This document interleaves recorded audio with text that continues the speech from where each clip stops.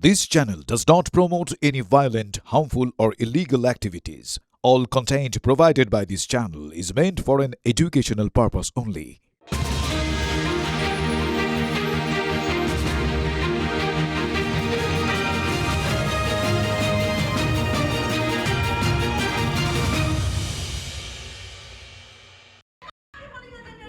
আপনি নিজে বলেছেন অফিসার বলছে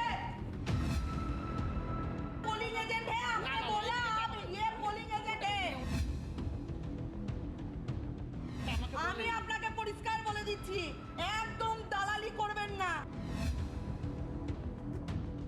এতগুলো মানুষের ভবিষ্যৎ নির্ধারণ করছে দালালি করা ছুটিয়ে দেব কিন্তু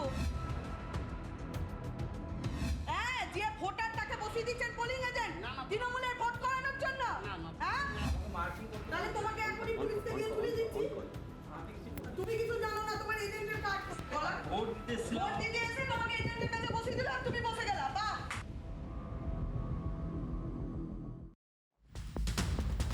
নমস্কার, টিভি9 বাংলায় আপনাদের স্বাগত জানাই। আমি ঠোঁট কাটা শুভজিৎ। দেখালাম একটা ভিডিও। আচ্ছা, এই মহিলাকে চেনেন? চিনতে পারলে? 26-এর ভোটে মুর্শিদাবাদের ভরতপুরে দাপিয়ে খেলেছেন তিনি। তার নাম অনামিকা ঘোষ। বিজেপির প্রার্থী এই অনামিকার দাপটের আপনারা কিছুটা দেখলেন, যেটুকু ক্লিপ আমি শুরুতেই দেখালাম। কারো তোয়াক্কা না করে ভোটের দিন তিনি মাঠ জুড়ে খেলেছেন। আর এক ঘটনার ছবি দেখলে আপনারা বুঝতে পারবেন কিভাবে তিনি কোট আনকোট ম্যান মার্কিং করেছিলেন এই অনামিকা। আজকে ইভিএম দেখাচ্ছেন কেন ইভিএম কেন ছিল এখানটা আমি তো দেখছিলাম এই যে কংগ্রেসের এখানে দাঁড়ান আমি আমাকেই দেখাচ্ছিলেন দেখি আবার আজকে এটা রাখা যাবে এটা আজকে রাখা যায় ওই আপনার এখানে অনেক কজন বসছিল এটা কেন রেখেছেন এটা এই যে কংগ্রেসের এখানে বসে আছে ইভিএম দেখানো হচ্ছে এই হচ্ছে আজারউদ্দিন সিজারের এই যে ইভিএম দেখাচ্ছে দেখে নিন আজকে এরকম নিয়ম আছে নাকি কোথায় আপনাদের আরো কর্মীরা কই দেখুন নাম কি আপনার বলুন অমিত ঘোষ আপনি এরকম করতে পারছেন দেখাইনি ম্যাডাম আমি দেখাইনি হ্যাঁ এখানে বসে আছে আমাকে দেখাচ্ছেন আপনি দেখাচ্ছেন এখানে বসার নিয়মই তো নাই ভুল বললেন হ্যাঁ এটা দেখাই নাই তো আমি না উনি বলছেন যে আমাকে দেখাচ্ছেন আমি দেখিয়েছি আপনাকে ঠিক আছে এটা ছিলাম নিয়ম না ও কাউকে দেখাইনি প্রভাবিত করা হচ্ছে এখানে আরো তো আছে কত সোজা হ্যাঁ এইরকম করে আপনি ভোট করতে পারেন না দেখাইনি কাউকে এটা ধর করে দেন কাউকে দেখাইনি ইভিএম নিয়ে এসব করবেন না এতগুলো মানুষের ভবিষ্যৎ আপনি নষ্ট করবেন না একদম করবেন না ভোট হচ্ছে শান্তিভাবে ভোট হতে দিন শান্তিভাবে এইভাবে ভোটারদেরকে প্রভাবিত করবেন না এইভাবে ইভিএম নিয়ে কোনো কাজ আপনারা করবেন না আমি কিন্তু বলে দিলাম আপনার বাড়ির সামনে এরকম হচ্ছে আপনি জানেন না দেখুন আজহারউদ্দিন সিজার কংগ্রেসের প্রার্থী তার এজেন্টকে এখানে নিয়ে এসে ইভিএম দেখাচ্ছে আজকে সাধারণ ভোটারকে কিভাবে প্রভাবিত করছে এটা করে দেন দেখালাম আপনাদের ভোটের ময়দানে অনামিকার দাপট। ঘটনা কি জানেন? ভোটের সময় যে কংগ্রেসকে 1 ইঞ্চিও জমি ছাড়েনি, মানে ওই বিনা যুদ্ধে না দাঁড়িয়ে দিব সূচক্র মেদিনী, সেই কংগ্রেসেরই এজেন্ট মানে মোহাম্মদ আজহারউদ্দিনের এজেন্টের কাছে নিজেকে সমর্পণ করে বসে রয়েছেন অনামিকা। ওই কেন্দ্রে মোহাম্মদ আজহারউদ্দিন কংগ্রেসের প্রতীকে দাঁড়িয়েছিলেন। কি শোনা যাচ্ছে আজহারউদ্দিনের যিনি এজেন্ট উদ্দীপন দাসকে এর মধ্যে নাকি বিয়েও করে ফেলেছেন অনামিকা। সোশ্যাল প্ল্যাটফর্মে দুজনের বিয়ের ছবিও নাকি ঘুরছে। দেখুন, কারো ব্যক্তি জীবনের সঙ্গে রাজনৈতিক জীবনকে ঘুরিয়ে ফেলা ঠিক নয়, আমরা জানি। প্রেমে মজিলে মন, কোনো রং সেখানে কাজ করে না, সেটাও আমরা জানি, শুধুমাত্র হৃদয়ের রং ছাড়া। রাজনীতির প্রতীক ঝান্ডার রং সেখানে বাধা পেতে বাধ্য। কিন্তু এই সম্পর্কের মাঝখানে এসে দাঁড়িয়েছেন পূর্ণিমা দাস। এই পূর্ণিমা হলেন উদ্দীপনের স্ত্রী, যার 2 সন্তানও রয়েছে। সোশ্যাল প্ল্যাটফর্মে পূর্ণিমা দাবি করেছেন তাদের স্বামী স্ত্রীর সম্পর্কের মধ্যে ঢুকে পড়েছেন অনামিকা। ভোটের সময় নাকি মন দেওয়া নেওয়া। 27 জুলাই লুকিয়ে অনামিকা উদ্দীপন নাকি বিয়ে করেছেন পূর্ণিমা বলছেন। মুখ্যমন্ত্রী শুভেন্দু অধিকারীর হস্তক্ষেপ চেয়েছেন তিনি। শুধু তাই নয়, বিজেপি রাজ্য সভাপতির কাছে পূর্ণিমার কাতর আর্জি, একটা কিছু করুন, পূর্ণিমার সংসারে অমাবস্যার অন্ধকার। নমস্কার। মাননীয় মানবিক জনদরদি আমাদের মুখ্যমন্ত্রী শ্রী শুভেন্দু অধিকারী মহোদয় ও আমাদের রাজ্যের সভাপতি শ্রী শ্রমিক ভট্টাচার্য মহোদয়কে আমার একটি ছোট্ট আবেদন। আমার নাম পূর্ণিমা দাস। আমি 69 নং বিধানসভার ভরতপুর গ্রামের এক অতি সাধারণ গৃহবধূ। আমার স্বামীর নাম উদ্দীপন দাস। আমার স্বামী 2026-এর কংগ্রেস নেতা আজহারউদ্দিন সিজারের এবছর কংগ্রেস এজেন্ট থাকায় এবং আপনাদের বিজেপি প্রার্থী অনামিকা ঘোষের সঙ্গে তার একটি অবৈধ সম্পর্ক তৈরি হয় এবং এর প্রতিবাদ আমি করাতে আমার স্বামী আমাকে প্রচণ্ড মারধর করে এবং আমাকে বাড়ি থেকে বার করে দেয়। আমি আমার 2 ছোট ছোট ছেলেদের নিয়ে আমি বাবার বাড়িতে চলে আসি। হঠাৎ একদিন জানতে পারি 27শে জুলাই উদ্দীপন দাস ও অনামিকা ঘোষ অনৈতিকভাবে বিয়ে করে এবং আমি এই সুবিচারের আশায় সব জায়গায় কড়া নেড়েছি। কোনো সুবিচারে না পাওয়ায় আমি শেষ আশা নিয়ে আপনাদের কাছে এই ছোট্ট ভিডিওটি করতে বাধ্য হলাম। আপনারা এই সুবিচার যদি না করে দেন আমার 2 ছেলেকে নিয়ে বাঁচা দুর্বিষহ হয়ে যাবে। এরই মধ্যে নয়তো আমরা আত্মহত্যা করা ছাড়া কোনো পথ থাকবে না। এই অভাগিনী পূর্ণিমা। পূর্ণিমা দাসের মানসিক অবস্থাটা বুঝতেই পারছেন। সোশ্যাল প্ল্যাটফর্মে উদ্দীপন এবং অনামিকার ছবি ঘুরতে দেখি পূর্ণিমার মনে হয়তো হয়েছে যে স্বামী বিয়ে করেছেন। দেখুন, এই এআই এর দুনিয়ায় এমন অনেক ছবি নেটপাড়ায় ঘুরে আসল নকল সেটাই প্রাইমারিলি বোঝা যায় না। নিশ্চিত হতে আমরা ফোন করেছিলাম অনামিকা। স্টিল ছবিটা সোশ্যাল মিডিয়ায় ঘুরছে আপনাদের। হ্যাঁ ঘুরছে, সেটা তো আমরাই প্রকাশ করেছি। তারপর হ্যাঁ, এবার ওটা নিয়েই নাকি দ্বারস্থ হয়েছে ওনার স্ত্রী। মুখ্যমন্ত্রীর কাছে দ্বারস্থ হয়েছে উনি। হ্যাঁ, তো দ্বারস্থ হোক। বিচার চাইছে মুখ্যমন্ত্রীর কাছে। উনি গেছেন? এরকম ভিডিও আছে? গেছেন বলতে কি, শোনা কথা যে উনি নাকি বলেছেন যে আমি মুখ্যমন্ত্রীর কাছে দ্বারস্থ হয়েছি বিচারের দাবিতে। তাহলে সেই বিচারটা হবে। দেশে তো কোর্ট আছে, আইন আছে, আইন করবে। আচ্ছা, এমনি কোনো স্টেটমেন্ট আপনার বাইট না হিসাবে? না, আমি আমার ব্যক্তিগত লাইফ নিয়ে কোনো স্টেটমেন্ট দিতে চাইছি না। কোনো স্টেটমেন্ট আমি দেবো না। থানাতে কমপ্লেন হলে আগে আমার কাছে অভিযোগ আসবে, আমি আমার কাছে খবর থাকবে। কারণ আইসি আমাকে বলবে না এমনটা কিন্তু হতে পারে না। আমি মনে করি দেশের আইন আছে। হ্যাঁ, দেশের আইনে কোর্টে যদি উনি ইয়ে করতে পারেন উনি যাবেন। আর আচ্ছা, আমি তো আইনের ঊর্ধ্বে নয়, যেই হই না কেন। ঠিক আর আছে, আমি আমার ব্যক্তিগত বিষয় নিয়ে আমি এরকম পছন্দ করছি না। ঠিক আছে, হ্যাঁ, ঠিক আর আছে, যদি সেটা হয় সেটা আমিও আমার মতো আইনত স্টেপ নেব, সেটা বলে দেবে। ঠিক আছে, ঠিক আছে, ওকে ঠিক ওকে। আছে। অনামিকার কথা এটা পরিষ্কার। সোশ্যাল প্ল্যাটফর্মে উদ্দীপনের সঙ্গে তার যে ছবি ঘুরছে সেটা তিনিই পোস্ট করেছেন। যে ছবি সম্পর্কের এক ঘনিষ্ঠ রসায়নের কথা বলছে তিনিই পোস্ট করেছেন। ব্যক্তি জীবন নিয়ে অনামিকা একটা কথা বলতে নারাজ। প্রশ্ন হচ্ছে উদ্দীপন সত্যি কি তিনি নতুন সংসার পেতেছেন? বিজেপির ডাকাবুকো অনামিকা উদ্দীপনের প্রেমতন্ত্রকে বশ করলো কি করে সে প্রশ্ন উঠছে। এক সংসার ছেড়ে আরেক সংসার, নাকি সবটাই গুজব? ঘনিষ্ঠ বন্ধুত্বে বিয়ের গুজব উঠছে কি? এ প্রশ্নগুলো উঠছে। উদ্দীপন দাস বলছেন? হ্যাঁ বলছি। আমি কৌশিক ঘোষ বলছি, TV9 বাংলার সাংবাদিক। একটা ভিডিও ভাইরাল হয়েছে, পূর্ণিমা দাস নামে একজন দাবি করছেন যে আপনার স্ত্রী, উনি দাবি করছেন যে আপনি মানে বিয়ে করেছেন, আবার অন্যত্র বিয়ে করেছেন বিজেপি নেত্রীর সঙ্গে। তো তাকে মারধর করতেন, বিচার চেয়ে মুখ্যমন্ত্রী এবং বিজেপির রাজ্য সভাপতির দ্বারস্থ হয়েছে। No comments. আইনের তো ঊর্ধ্বে আমরা নই। আমরা বিয়ে করেছি সেটাকে কোর্টে প্রমাণ করতে হবে। প্রমাণ, হ্যাঁ, আইনের চোখেও সাক্ষ্য প্রমাণই শেষ কথা বলে। কেউই আইনের ঊর্ধ্বে নন। আবার এটাও ঠিক, আইন দিয়ে প্রেমকে বেঁধেও রাখা যায় না। উদ্দীপন ঘরণী পূর্ণিমার হাতে কি সে প্রমাণ রয়েছে? কে কার সঙ্গে প্রেম করছে সেটা যদি অবৈধ প্রেম হয়, ভালো কি আইনের মতো ব্যবস্থা নেবে। যদি তার কোনো সারবত্তা থেকে থাকে, এ ব্যাপারে কিছু জানিও না, এই প্রথম আপনার থেকে শুনলাম, আমি স্কিপ করছি, এ ব্যাপারে কোনো আমার মতামত নেই। এতক্ষণ দেখলেন প্রেমের ম্যাজিক, এবার দেখাবো অঙ্কের ম্যাজিক। শুরুটা একটু পিছন দিক থেকে করছি। তারিখটা 30শে জুলাই।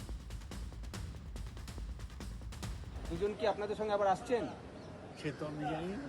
আপনার সঙ্গে কোনো কথা- ওরা স্বাধীন নাগরিক, তবে ওরা ধর্ম নিরপেক্ষ। তাহলে কি ওরা আসছে? সে আমি জানি না। সে উত্তর আমি কি করে দেব? এনসিপিআই কি ধর্মনিরপেক্ষ? না, জানি না। ওটা খোঁজ খবরই নাই। এনডিএর সঙ্গে গেলে ধর্ম নিরপেক্ষ এবার নেবে না। তৃণমূল এমপি সৌগত রায়ের পাশে 3 বিদ্রোহী তৃণমূল এমপি আবু তাহের, খলিলুর রহমান আর অসিত মাল, 3জনই এখন এনসিপিআইতে। ব্যাস, সঙ্গে সঙ্গে গুঞ্জন শুরু হয়ে গেল, এবার কি করে ফেলা, ভাঙছে কি এনসিপিআই ইত্যাদি প্রভৃতি। এনসিপিআইকে এখনো স্বীকৃতি দেননি লোকসভা স্পিকার, কিন্তু নিয়মিত তাদের ডাকা হচ্ছে বৈঠকে। কোনোদিন প্রথম সারিতে কাকলি ঘোষ দস্তিদার, কোনোদিন সুদীপ বন্দ্যোপাধ্যায় বসছেন নরেন্দ্র মোদী আর অমিত শাহের সঙ্গে। কিন্তু দুটো বৈঠকের কোনোটাতেই মুর্শিদাবাদের 3 এমপি আবু তাহের, খলিলুর রহমান এবং ইউসুফ পাঠান যাননি। আবু তাহের এনসিপিআই সম্পর্কে কি বললেন সেটা আরো একবার শোনাবো। এর বেশি সাংসদ ওদের সঙ্গে নেই। কটা দিন যাক না, আপনারা দেখুন না, এমপিশিপ চলে যাওয়ার জায়গায় আছে। স্পিকার যদি অন্যায়ভাবে এদের প্রোটেকশন দিতে চায়, কেস আবার সুপ্রিম কোর্টে যাবে। কটা দিন তো গেল, তারপর 4 এপ্রিল বৃষ্টি ভেজা দিল্লিতে পৌঁছলেন মুখ্যমন্ত্রী। বঙ্গভবনে মিটিং করলেন এনসিপিআই এমপিদের সঙ্গে। সেখানে সবাই হাজির হলেন। আলাদা করে কাকলি ঘোষ দস্তিদার, শতাব্দী রায়, শর্মিলা সরকার, জগদীশ বসুনিয়া এবং জুন মালিয়ার সঙ্গে বৈঠক করলেন মুখ্যমন্ত্রী। সেদিন সকালেই এনডিএর মিটিংয়ে যাননি, কিন্তু শুভেন্দুর মিটিংয়ে হাজির ছিলেন আবু তাহের, খলিলুর রহমান এবং ইউসুফ পাঠান। ছিলেন বিজেপির রাজ্যসভার 3 এমপিও।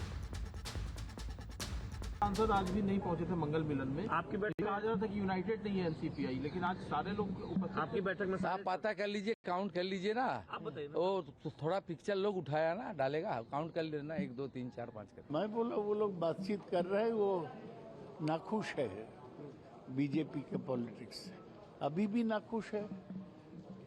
बीजेपी का स्टेट गवर्नमेंट सब मस्जिद से माइक उतर दिया। शुभेंदु का मीटिंग में दे गया। ये अभी ये तीनों को लेके पिंग पोंग बॉल हो रहा है, ये नहीं। शोगतदा क्या बोल रहे हैं वो तो बोलेंगे अपने लिए, हम लोग अपने बोलेंगे। सब कुछ ठीक है, बिल्कुल ठीक है, बिल्कुल ठीक है। और जरूरी होगा तो मिल जाएगा। ये तो पहले झांकी है, अभी बहुत कुछ बाकी है। মুখ্যমন্ত্রী বলছেন अभी बहुत कुछ बाकी है। 6 জুলাই মানে গতকাল ওই 3 এমপি আবু তাহের, খলিলুর রহমান এবং ইউসুফ পাঠানকে নিয়ে কেন্দ্রীয় স্বরাষ্ট্রমন্ত্রীর কাছে গেলেন এনসিপিআই নেতারা। কিছু বক্তব্য আছে ওদের নিজস্ব এলাকা নিয়ে, বা ওই যেটা মাইক বন্ধ করা হচ্ছে সেটা ওদের কিছু নিজস্ব বক্তব্য ছিল।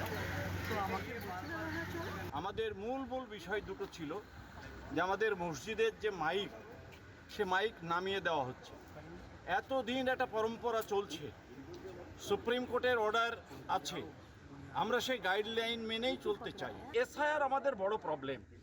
আমার শুধু মুর্শিদাবাদে 5 লক্ষ মানুষের নাম বাদ দেওয়া হয়েছে, যারা সেখানে স্থায়ী বসবাস করে, জন্মসূত্রে তারা বাংলার নাগরিক। উনি এগুলো সহানুভূতির সঙ্গে বিবেচনা করার আশ্বাস দিয়েছেন। एनसीपीआई में ही है हम। কালকে প্রধানমন্ত্রীর সঙ্গে সাক্ষাতের কথা, কালকের কথা কালকে বলবো। আপনি কি যাবেন? জানতে পারবেন, আপনারা যাবেন। কালকের কথা কালকে হবে, আজকের কথা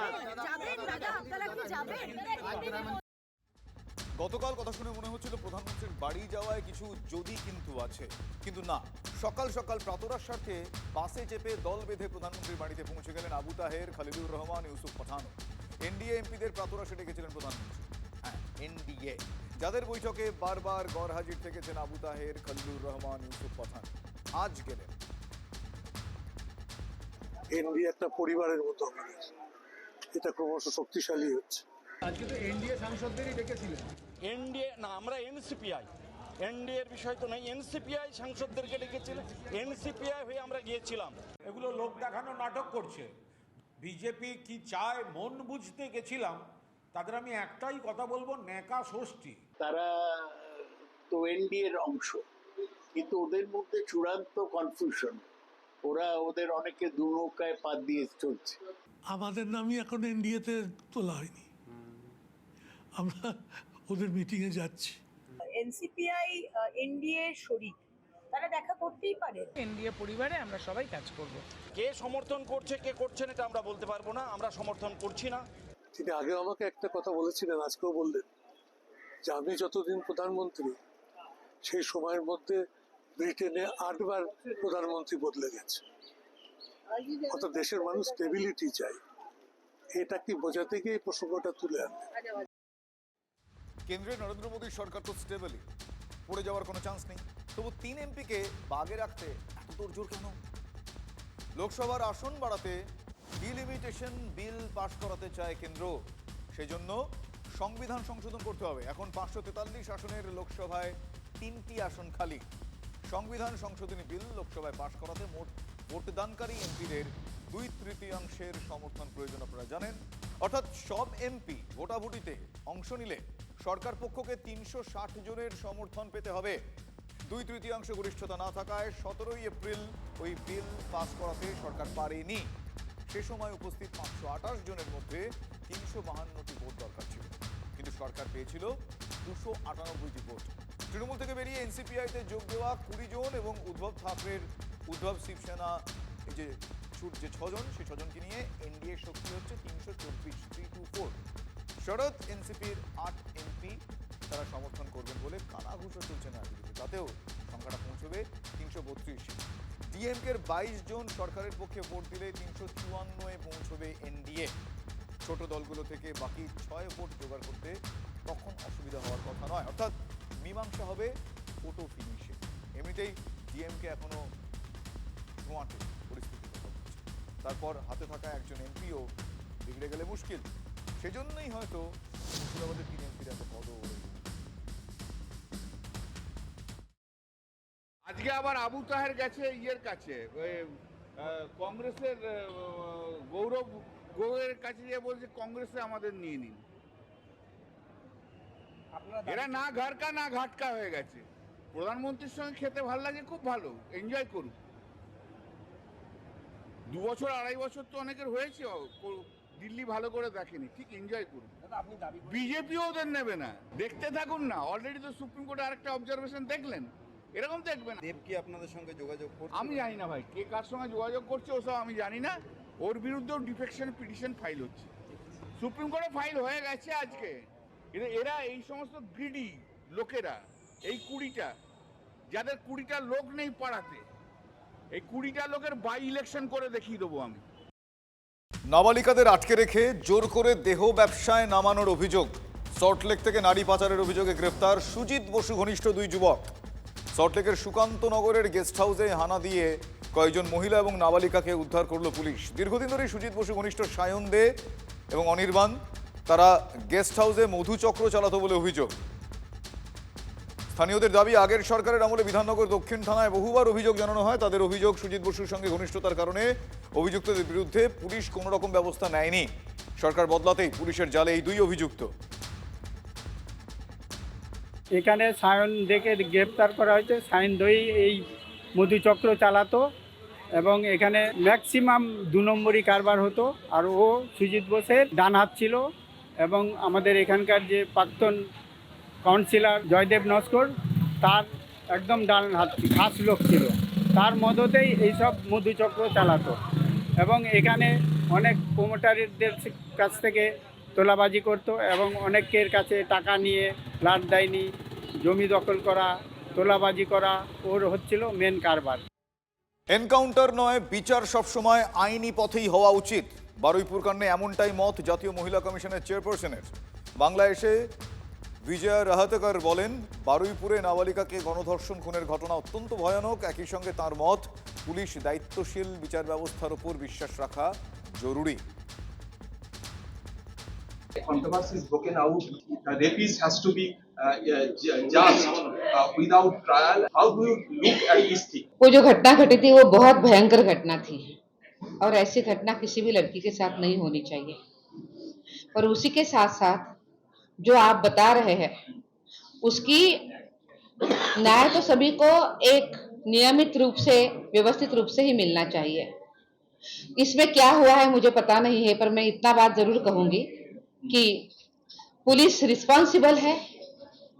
पुलिस जो भी कर रही है उनको वो पता है कि वो क्या कर रहे हैं, और उसी के साथ साथ मैं ये भी कहूंगी कि सब चीजों को न्याय व्यवस्था भी देखती है।